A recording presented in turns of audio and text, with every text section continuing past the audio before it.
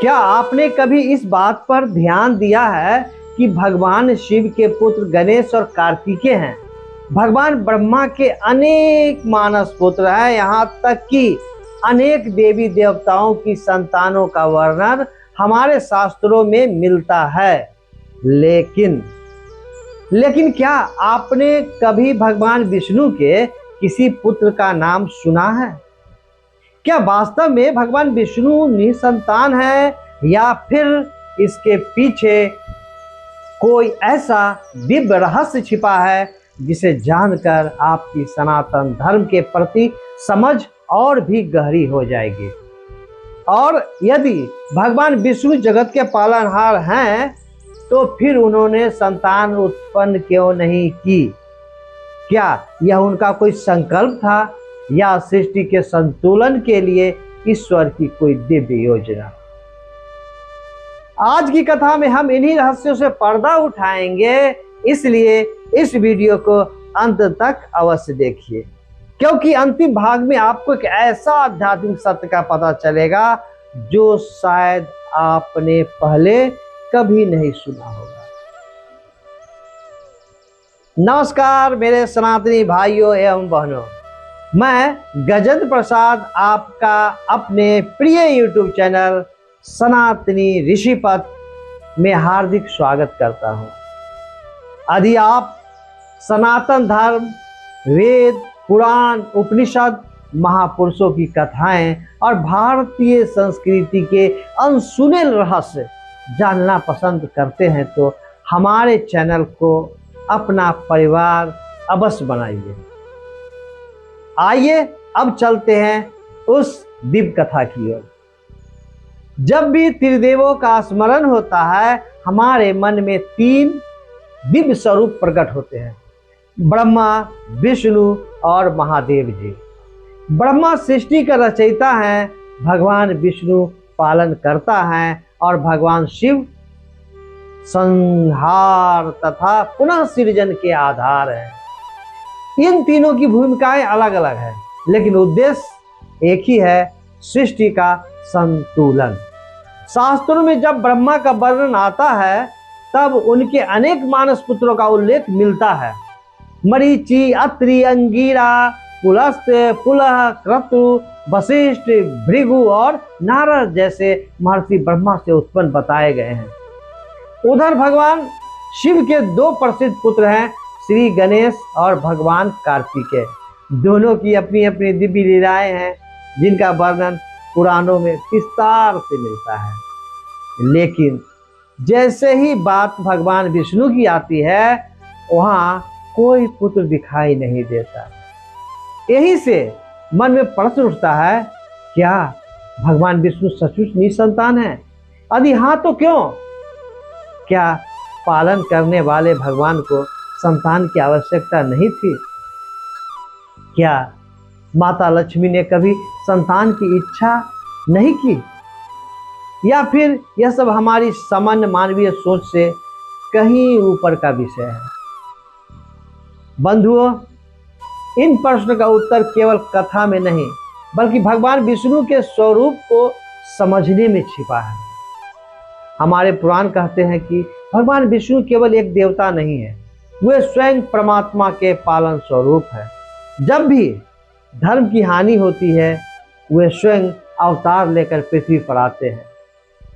कभी श्री राम बनकर, कभी श्री कृष्ण बनकर, कभी नरसिंह, कभी वामन, कभी परशुराम और कभी मत्स्य और कूर्म रूप में। सोचिए, जो स्वयं समय समय पर संसार के कल्याण के लिए अवतार लेते हो, क्या उन्हें अपने वंश को आगे बढ़ाने के लिए किसी पुत्र की आवश्यकता होगी? यही वह प्रश्न है जहां से इस रहस्य की परतें खुलनी शुरू होती है। एक बार महर्षियों की सभा में ऐसा ही प्रश्न उठाया गया। महर्षि ने कहा, भगवान ब्रह्मा की संतान है, भगवान शिव की संतान है, लेकिन भगवान विष्णु के पुत्र का उल्लेख क्यों नहीं मिलता?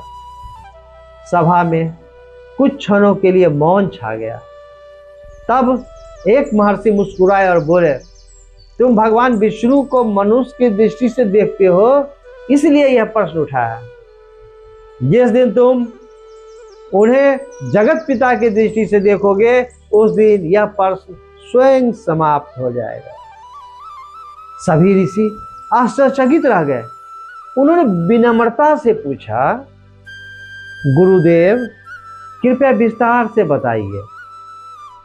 महर्षि ने उत्तर दिया, जिसका संपूर्ण ब्रह्मांड ही परिवार हो, जो प्रत्येक जीव के हृदय में आत्मा के स्वरूप में स्थित हो, जो सभी प्राणियों का पालन करता है, उसे किसी एक पुत्र की आवश्यकता क्यों होगी?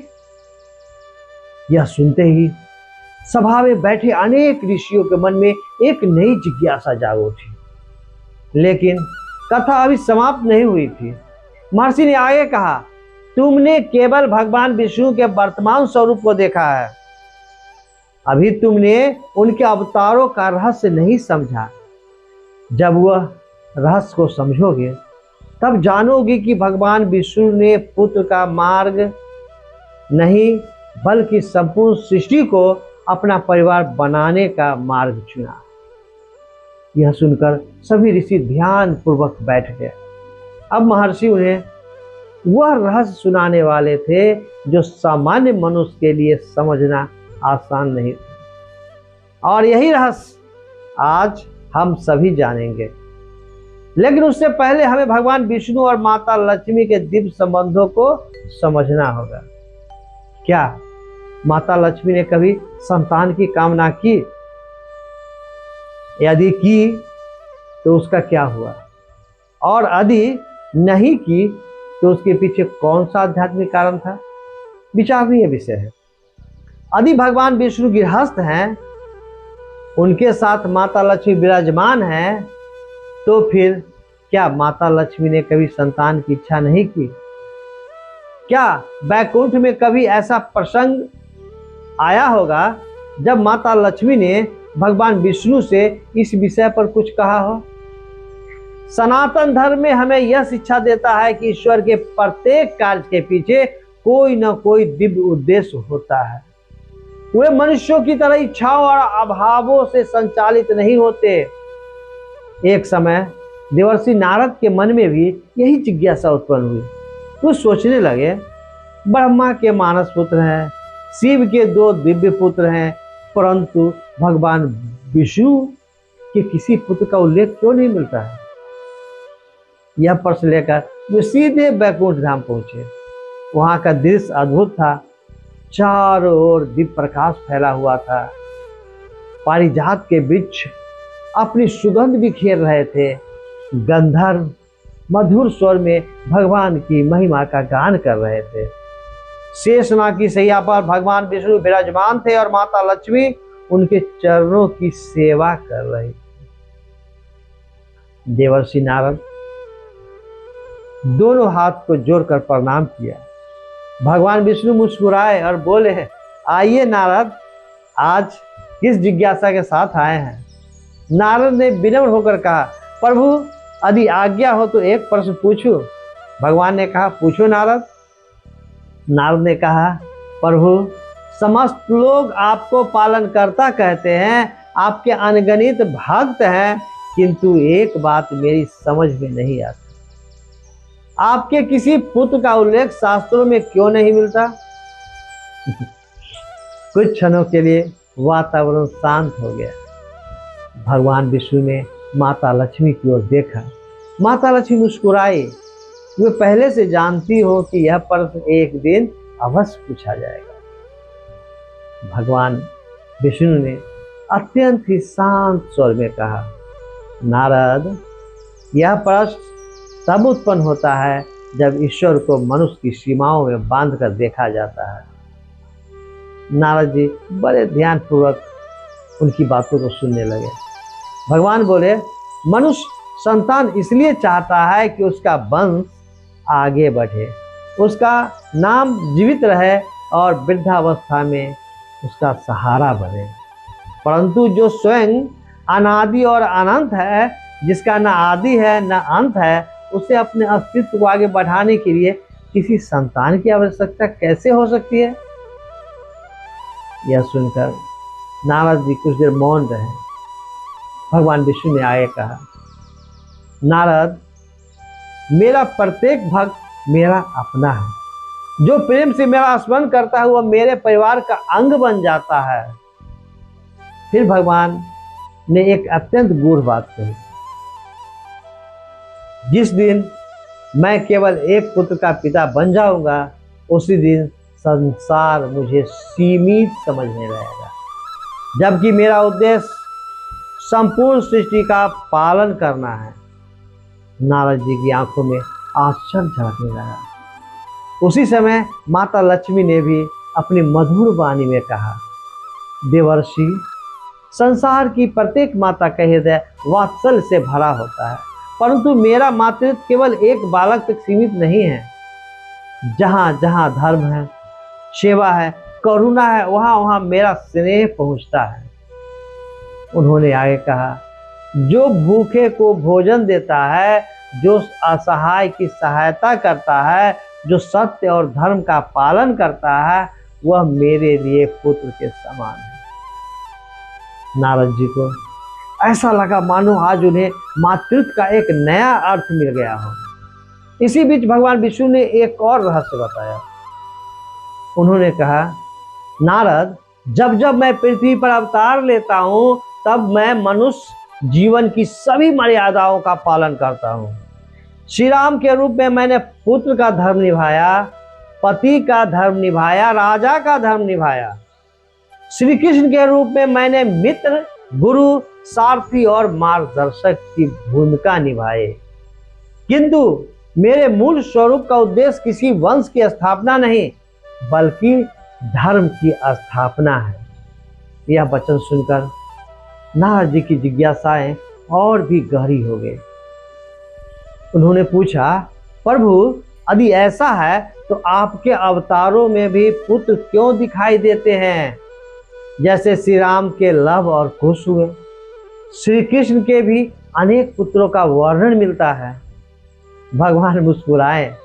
उन्होंने कहा, यही तो अंतर है नारद। अवतार और मूल स्वरूप को एक जैसा मत समझो। जब मैं मनुष्य रूप में अवतार लेता हूँ तब उस युग की आवश्यकता के अनुसार जीवन जीता हूँ। इसलिए श्री राम और श्री कृष्ण के रूप में परिवार और संतान का वर्णन मिलता है, किंतु वैकुंठ में विराजमान मेरा सनातन स्वरूप किसी सांसारिक बंधन से बंधा हुआ नहीं है। यह सुनकर नारद जी का संशय काफी हद तक दूर हो गया। भगवान विष्णु ने अंत में एक अत्यंत मार्मिक बात कही, नारद, इस संसार में प्रत्येक जीव मुझे हे प्रभु, हे नारायण, हे पिता कहकर पुकारता है। यदि करोड़ों प्राणी मुझे अपना पिता मानते हैं तो क्या मुझे अलग से किसी एक पुत्र की आवश्यकता है? इन शब्दों को सुनकर नारद जी भाव विभोर हो गए। उन्होंने हाथ जोड़कर कहा, प्रभु, आज समझ में आया कि जो संपूर्ण सृष्टि का पिता है उसे किसी एक पुत्र की आवश्यकता नहीं होती। यदि आप चाहते हैं कि वेद, उपनिषद, रामायण, महाभारत, पुराणों और सनातन संस्कृति के ऐसे ही रहस्यमय, प्रामाणिक और प्रेरणादायक विषयों पर हम नियमित रूप से चर्चा करते रहें तो हमारे YouTube चैनल सनातनी ऋषिपथ परिवार का हिस्सा अवश्य बनिए। वीडियो को लाइक करें, अपने विचार कमेंट में अवश्य लिखें, और यदि आपने अभी तक हमारे चैनल को सब्सक्राइब नहीं किया है तो अभी सब्सक्राइब करके बेल आइकन भी दबा दीजिए, ताकि आने वाली कोई भी ज्ञानवर्धक कथा आपसे छूट न जाए। मैं गजेंद्र प्रसाद आपसे विदा लेता हूँ। जय श्री हरि, जय लक्ष्मी नारायण, जय सनातन धर्म, महागुरु महादेव की जय। आप सभी को फिर से मेरा प्रणाम।